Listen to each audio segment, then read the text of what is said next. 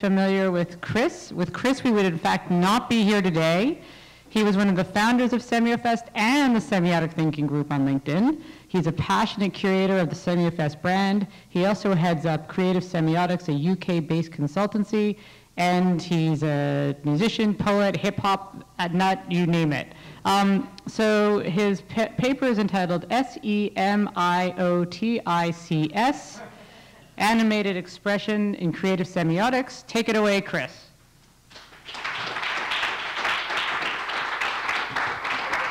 Well, it's amazing to be in Canada, one of my favourite places. I was here studying with Marcel in 2005, and it is one of my spiritual homes, along with Japan and Spain, I have to say.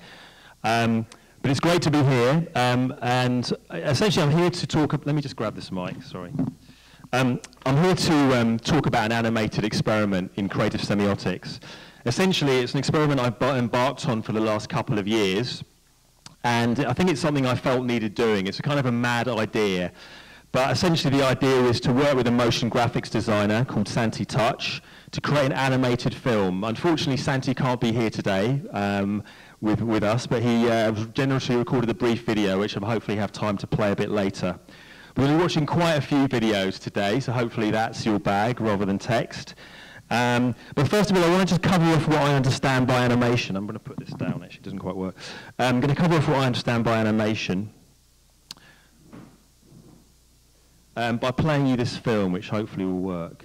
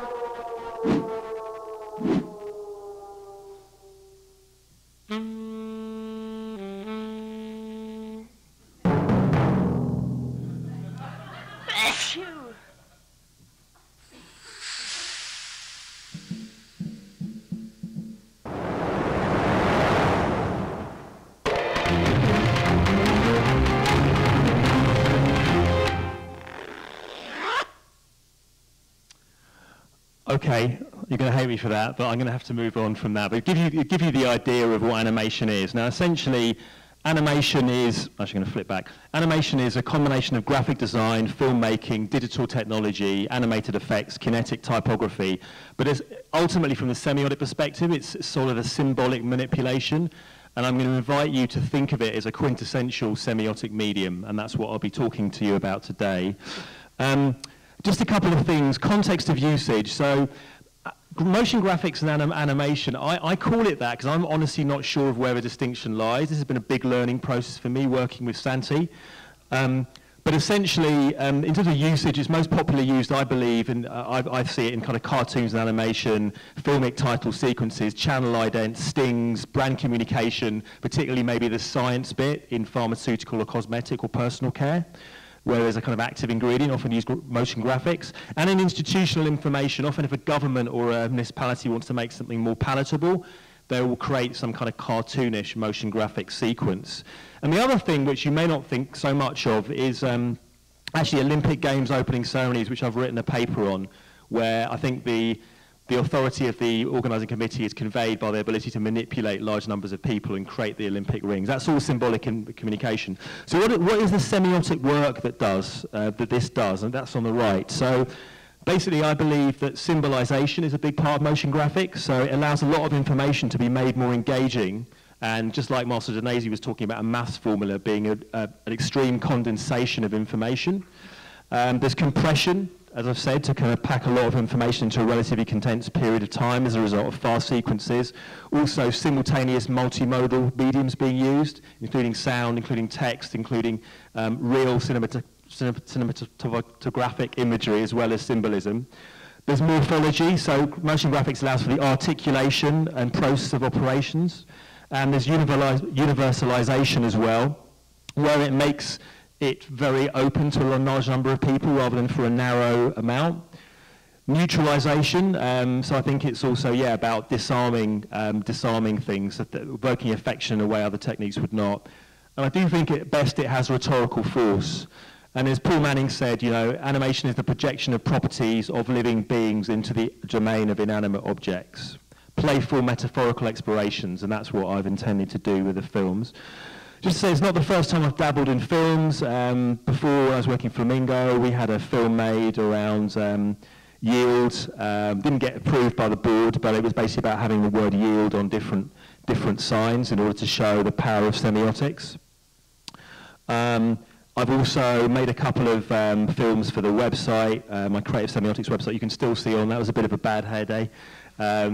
But essentially it was me on a green screen with various motion graphics things around me to exemplify aspects and principles of semiotics in the commercial world. And it was actually more didactic than what I'm going to show you today, which is a bit mad. It's a bit of a Dadaist experiment, but it's in a very raw state, but when it's annotated with other things, it's going to become much more of a learning zone, which I'll talk about. Just in terms of the catalyst for this project, so we've mentioned Tartu in Estonia a few times. I was asked to give some guest lectures in Estonia back in 2014, and I gave 3 guest lectures. Kalevi Kuhl was very pleased with them, but he asked me to create an assessment method for the students, and I said, well, why don't I get them to make a 60-second film on semiotics? That will really ruin their weekends.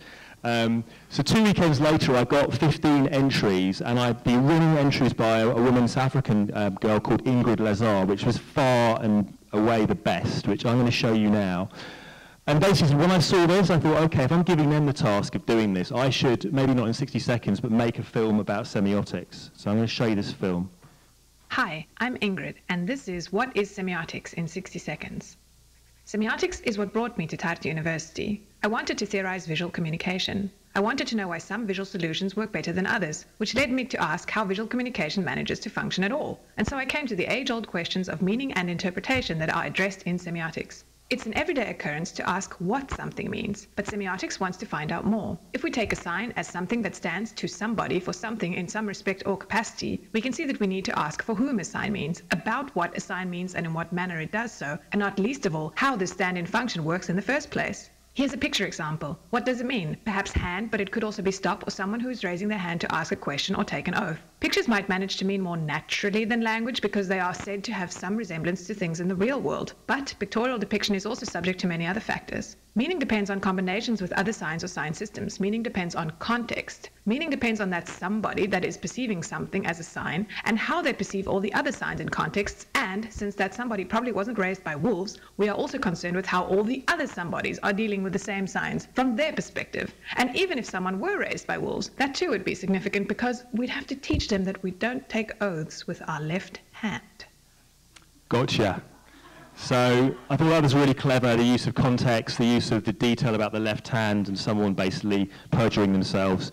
But all that's cultural knowledge, as well as the video decoding. So I thought that was fascinating and really interesting. So the creative brief for the project was driven by a few important maxims. I won't say it was the most, it was a well thought through creative brief, but it's difficult to know. It was a bit of a kind of our old friend Donald Rumsfeld's kind of unknown unknowns. I didn't know enough about motion graphics to know it was possible when I wrote it. But I did feel, and I do still feel that semiotics needs to stop telling and start showing a lot more than it does. Demonstrate, impress, intrigue, then people will ask questions. How did you do that? Well, semiotics. Now I'm interested. You've impressed me. Films on the internet are quite didactic and instructional. I wanted to do something more elusive and metaphorical. The medium is the message. Let's use a medium with inherent semiotic connotations, like motion graphics. I wanted to convey the semiotic principles, and also just had in my back of my mind that creative agencies want to work with people who share not just knowledge, but passion and imagination. I wanted to sort of show something a bit crazy, but kind of off the wall, but also that when you go into the depth of it, which you may not see today because I haven't annotated and done various things, delivers that. Also just have fun with the word semiotic. So, Yeah, this was my jumping off point. I'm into poetry. I do anyone knows me knows I do open mics and performance poetry, and I've done like I've appeared as a Japanese businessman, dressed as a Japanese businessman, doing something, a lecture in Japanese on Dadaism. That was the most surreal thing I've ever done. This is really easy in comparison. But there's this thing called an acrostic, which is a poem where the first letter of each line, a word spelt vertically, the first letter of each of creates a sentence. And I wanted to do that for the film. And I stumbled on this idea, and I thought, well, let's take semiotics as an acronym and do that. So what I'm going to do is show you the very rough versions of these films that I haven't, they are broadly finished as entities to be seen unfolding. There are a few tweaks, but there's annotation and other things and detail to be put into them, so go gently. This is S. So, yeah, pack of signs, pack of cards, bottom are universal signs, you've got cultural signs, you've got branded signs at the top. Obviously, on the right is a way of showing how our minds flip through various aspects of visual culture, and we make interpretations. And it comes down into the word S. So that's S for you. And the idea is that all sorts of things can be said around, thank you, Charles, all sorts of things can be said around the way we make interpretations, different interpretations of the same signifier, and that's kind of the point of that. So that's S.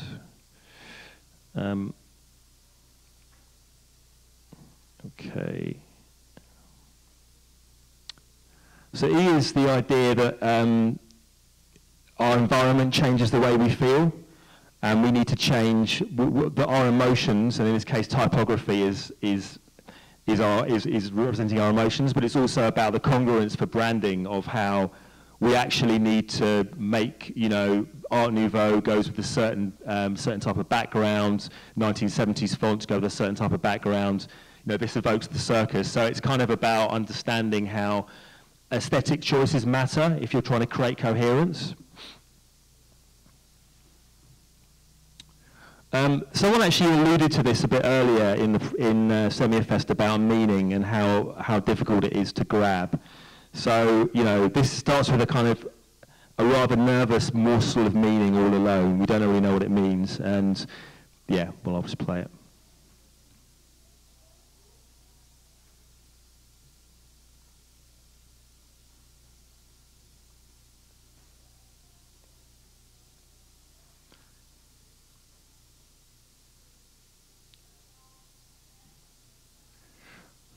So that's really the idea that actually semiotics is about finding the meaning, the brain in meanings rather than meaning in brains, but that actually it's all about how meaning comes together through signifiers.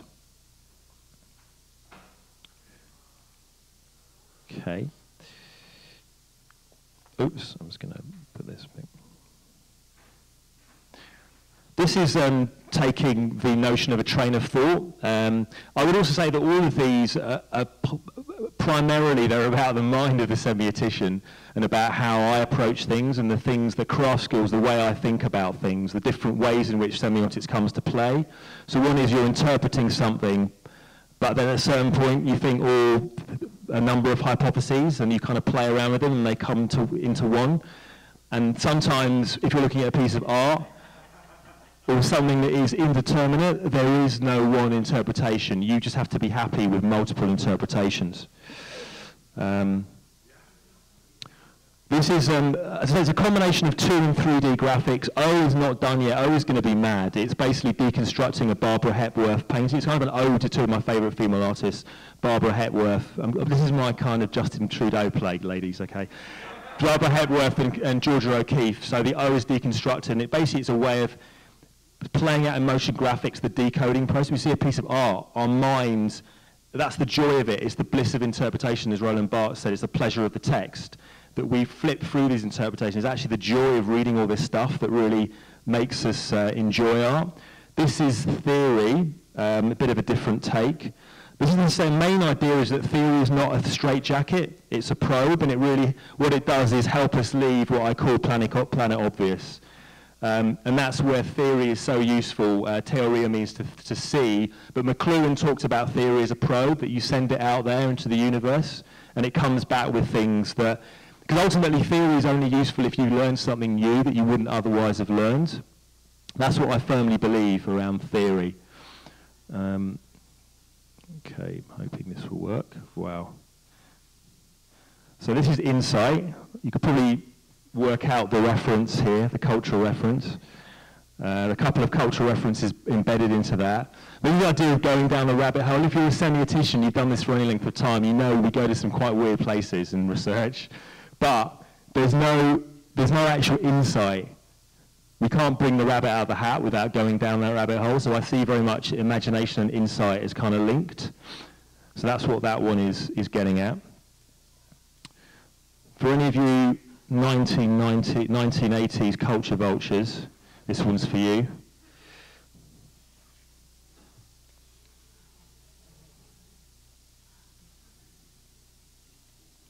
He's eaten a lot today already, by the way, so he's moving very slowly. He's really been overindulging on culture, which is why this starts to happen. So yeah, he's feeling very ill. I think you could tell what's coming. He's feeling extremely sick. So, a bit gross, but yeah, I mean, I really feel that, you know, that's part of why I do this stuff, is because we read a hell of a lot, we go to art galleries, we consume a lot of Netflix as semioticians, and I think it's important to get it out there as well. This one is not quite finished, but for me it's about structure, which is multiple meanings. It's first, obviously, semiotics has a root to structuralism, where systems of meaning determine the meaning of individual elements. Semiotics are like some archaeology or geology, and the semiotician has to smash through various layers to get through to, you know, see what it all means, how things are connected. And that's where you lead to structure. And obviously when we tell a story, we're judged really on our ability to tell a coherent story that makes sense to the client, where they can take things out that have a difference, that means a difference, that makes a difference, essentially. So I'm just going to very quickly, before I finish, I'm just going to put on a little film by Santi, who was the poor, long-suffering creative that had to deal with my perfectionism. It's been quite a long process, I would say. For me, it's very complicated, and I was trying to understand, you know, why these things needs to happen like that, and I'm quite crazy as well. I mean, some ideas are just I've never seen, I've never even imagined I would be doing something like that. So fun as well. So it's cool, yeah. I mean, it's lots of things. What's the point of it? Well, I think the point, from what I understand, is just to show what semiotics is in a bit new, fresh, interesting way. As far as I know, it was quite a boring representation of what it is, and maybe for people like me and for other people to understand what it is, maybe that would help sort of explain semiotics more, and again in a more sort of modern way. So I think that's the main purpose of this. Okay. So just some conclusions to finish off. I think I've got that up somewhere anyway, okay. Yeah, so, I mean, the idea essentially is to end up with a kind of learning zone where there's going to be a website, but all this stuff will have, well, first of all, sound will bring it to life, and there'll be all sorts of ways in which you can find the layering information that explains why things are the way they are in terms of explaining semiotic principles, how meaning works, etc. You'll be able to click on each of these will be GIFs, and you'll be able to click on them and go through to a learning zone from each of these letters and say, oh, isn't done, but it's going to be spectacular when it is. Just some provisional conclusions. Working with creatives is hard, demanding, and difficult. At least that's what Santi told me before I left. Motion graphics is quite time-consuming and quite expensive as well. But I do think it's perhaps a quintessential semiotic medium. McLuhan said, a new medium is never an addition to an old one, nor does it leave the old one in peace. It never ceases to oppress the older media until it finds new shapes and positions for them. And I was wondering whether actually there's something quite diagrammatic about motion graphics. I mean, we had this great training session from Jamin about cognitive metaphor and cognitive schema, and there's definitely something around motion, how we like seeing things unfold. There's a lot written on neuroaesthetics about how we engage with moving objects, and we like to see order. We like order to be created, things to be deconstructed and put back together. But just the final point is I would just invite other people to do creative stuff, and we can join together and, yeah, just recode semiotics. It needs to stop telling and to start showing. And yeah, thanks for listening.